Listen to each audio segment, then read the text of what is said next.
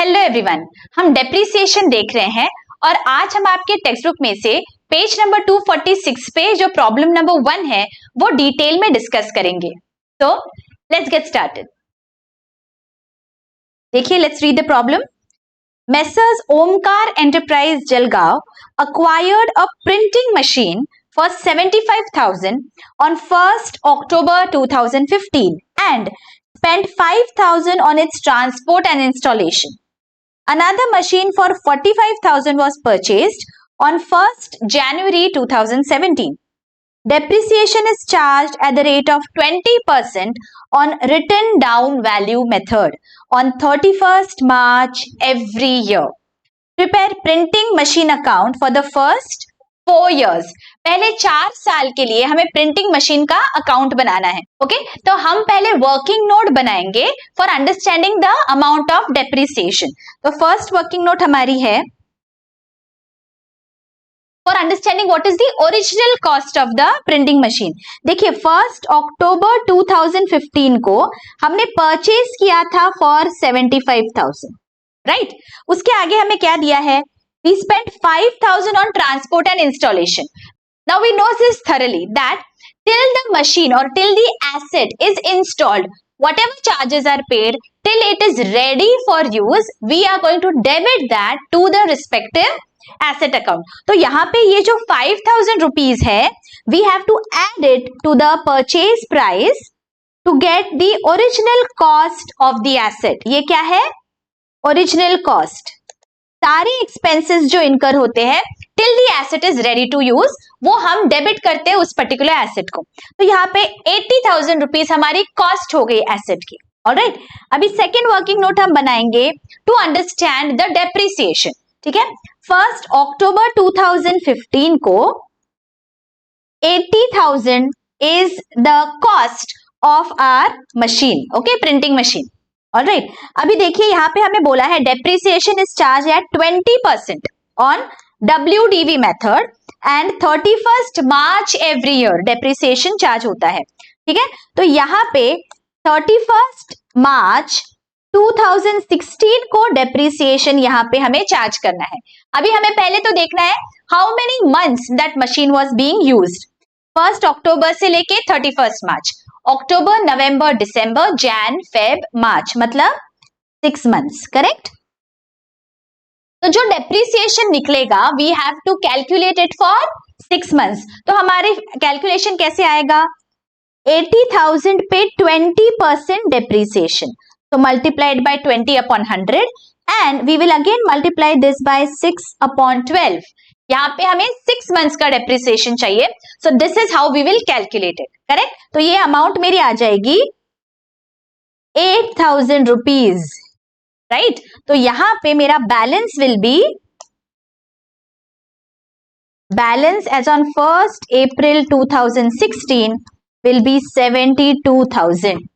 So now let us pose these entries to the printing machine account. सबसे पहली entry होगी purchase की on 1st October 2015. So 2015 1st October we purchased this machinery for 75,000. So printing machine account debit to cash or bank. Amount is 75,000. ठीक है, उसके बाद हमने 5,000 rupees पे किए ट्रांसपोर्टेशन के लिए।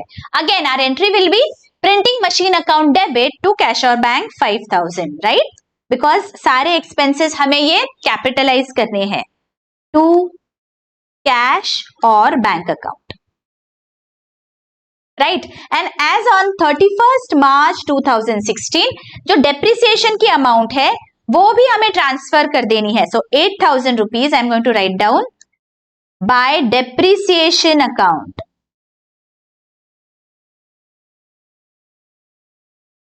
$8,000. Okay. Now let us find out the balance here.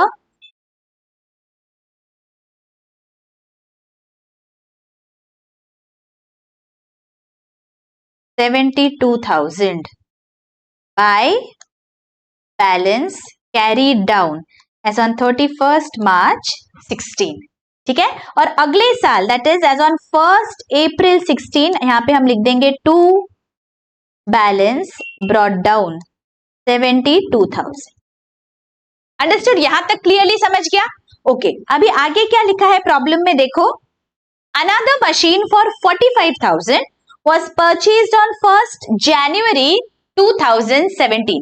क्या हो गया देखिए, हमारे वर्किंग नोट में हम लिख लेंगे अभी M2। कब खरीदा ये? 1st Jan 2017 को। What is the value of the machine? 45,000। तो 45,000 की मशीनरी हमने खरीदी है ऑन 1st Jan 2017। तो मेरी एंट्री क्या आएगी? Machinery account debit to cash और बैंक 45,000।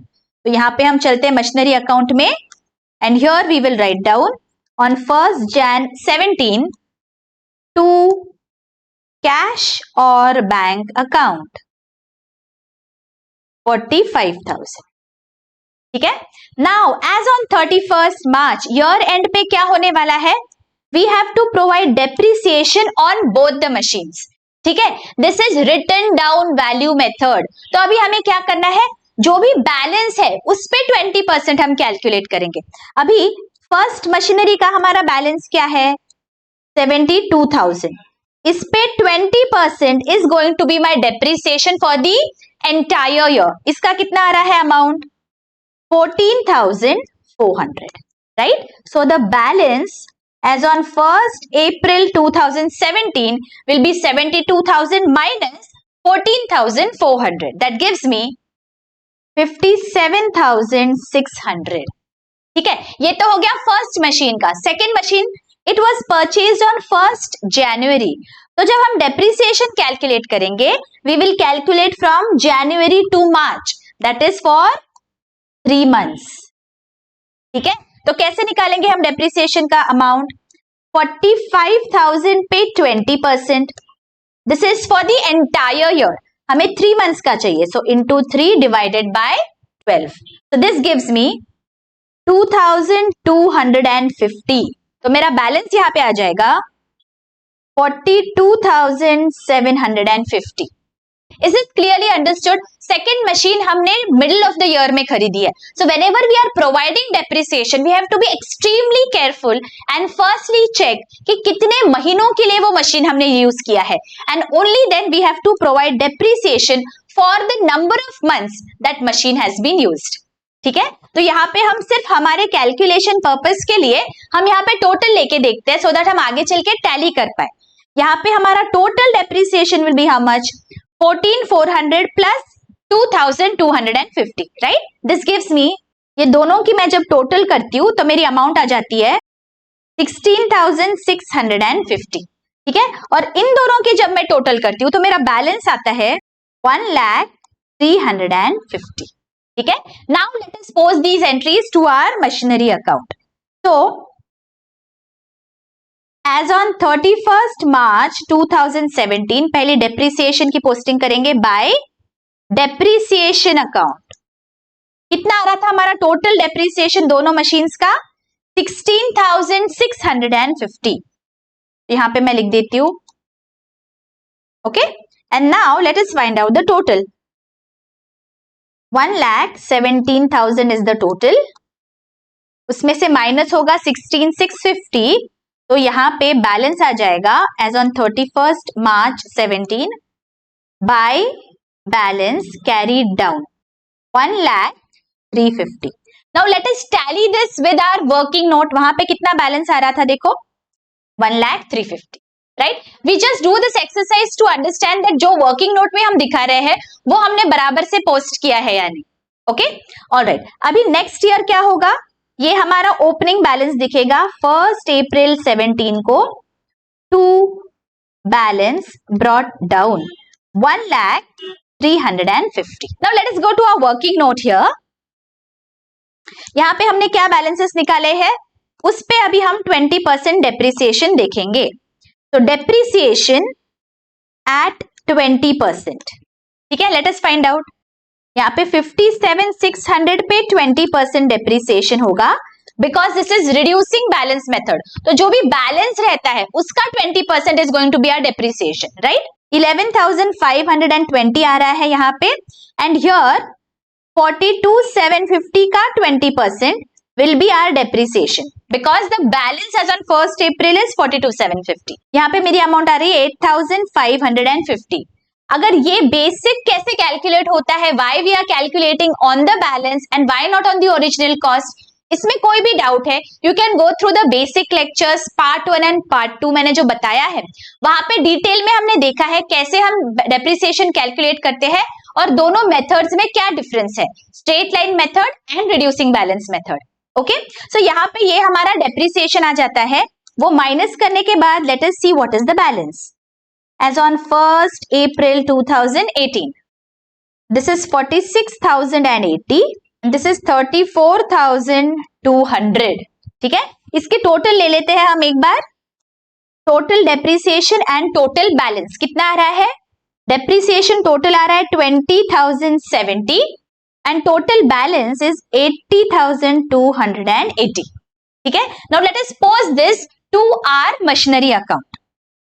तो यहां पे आ जाएगा on 31st March 2018 by depreciation account. Total depreciation कितना है देखिए 20,070. तो यहां पे हम लिख देंगे 20,070. ठीक है, and let us see what is the balance. 1,03,50. 1,03,50. 1,03,50 में से डेप्रिसिएशन माइनस करेंगे, so we will get by balance carried down as on 31st March 2018. This is 80,280. Let us cross verify this. देखो यहाँ पे भी आ रहा है क्या 80 to 80. Right now, let me give you a secret trick WDV के problems fast solve करने के लिए. वो कैसे? देखिए यहाँ पे गौर करिए. ओके, इस पर्टिकुलर ईयर में 2017 1st April 2017 में हमारा बैलेंस था 1,03,50. ओपनिंग बैलेंस है मशीनरी अकाउंट का. There is no purchase, there is no sale in this particular year. तो हम कैसे कैलकुलेट करेंगे डेप्रिसिएशन फॉर दिस ईयर? अगर 1,03,50 का 20% मैं कैलकुलेट करती हूँ तो मेरी अमाउंट वही आएगी जो ये डेप्रिसिएशन की अमाउंट आई मैंने जब अलग अलग कैलकुलेट किया था. ठीक है, मैंने देखो यहाँ पे पहले तो मैंने अलग अलग डेप्रिसिएशन कैलकुलेट किया यहाँ पे and then I did their total, isn't it? लेकिन रिटन डाउन वैल्यू मेथड पे ये स्टेप करने की जरूरत ही नहीं होती है. अगर देयर इज नो परचेज और no sale during that year, पूरा जो भी अमाउंट है यहाँ पे जैसे 1,03,50 it has been used for the entire year and this is reducing balance method. What does it say? जो भी बैलेंस है उस पे आपको डेप्रिसिएशन प्रोवाइड करना है. तो यहाँ पे बैलेंस इज 1,03,50. तो इस पे 20% is going to be my depreciation for the entire year. तो लेट अस क्रॉस वेरीफाई. 1,03,50 का 20% कितना आता है? देखिए 1,03,50 का 20%, देखिए यही अमाउंट आ रही है 20,070. इसका क्या मतलब हुआ?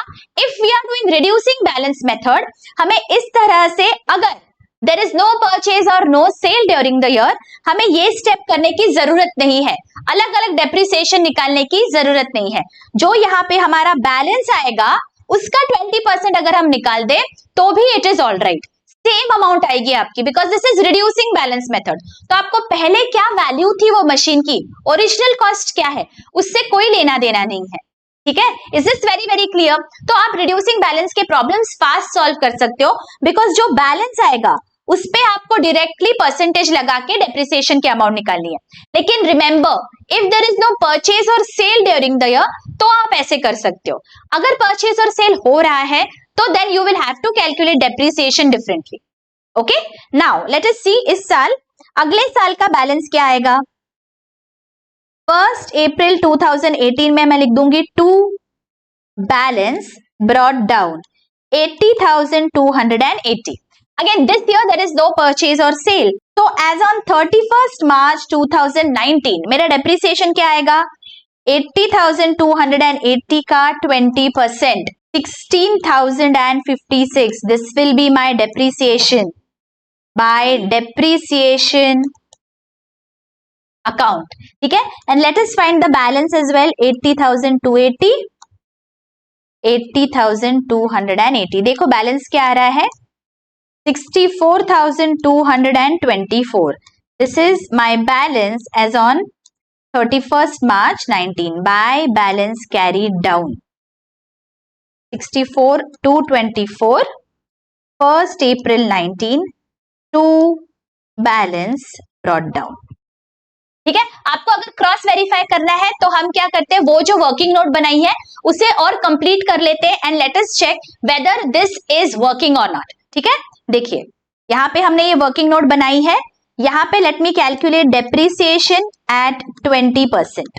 ठीक है, 46,080 का 20%, इट गिव्स मी 9,216 एंड 34,200 का 20%, 6,840. तो मेरा टोटल डेप्रिसिएशन कितना आ जाएगा? Total depreciation is 16,056. Let me see, वहां पे मैंने क्या निकाला था, देखिए 16,056. समझ में आ रही है बात? रिटन डाउन वैल्यू मेथड में अगर देयर इज नो परचेज और सेल तो आपको इस तरह से अलग अलग अमाउंट्स निकालने की जरूरत नहीं है. जो भी ओपनिंग अमाउंट है आपके एसेट अकाउंट में उस पे आप डायरेक्टली जो भी परसेंटेज है वो लगा के you can safely find out the depreciation amount. You need not do this. Okay, getting it? तो लास्ट के 2 साल में देयर वाज नो परचेज और sale, that is the reason we could directly calculate the depreciation. Is this very very clear? मैंने आपको दोनों method से दिखा दिया है, वर्किंग नोट बना के भी और डायरेक्टली भी, for you all to understand that you can do it directly. Getting it? I hope this is very very clear.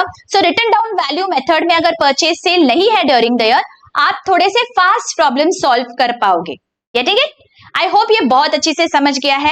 अगर बहुत अच्छी से समझ गया है, don't forget to hit the like button और आपके प्यारे प्यारे कमेंट्स का मुझे इंतजार रहेगा. मैं आपका पूरा पोर्शन कंप्लीट करने वाली हूँ बच्चों, so please stay tuned with me. और I hope आप सारे लेक्चर्स पहले के देख रहे हो. मैंने चैप्टर वाइज प्लेलिस्ट बना के रखा है और अगर अभी तक सब्सक्राइब नहीं किया है, what are you waiting for? Subscribe करिए और आपके फ्रेंड्स और कलीग्स में शेयर करिए. मिलती हूँ आपको नेक्स्ट लेक्चर में. Till then take care, bye bye.